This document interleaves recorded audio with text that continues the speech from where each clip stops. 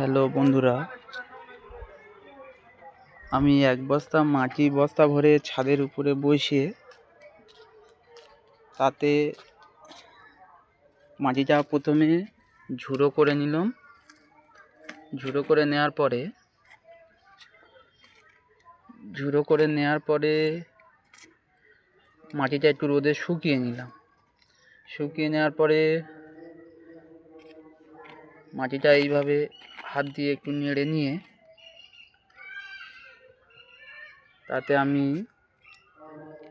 আমাদের এখানে এটাকে ছাঁচি লাউ বলে, এই ছাঁচি লাউয়ের বীজ রোপণ করলাম।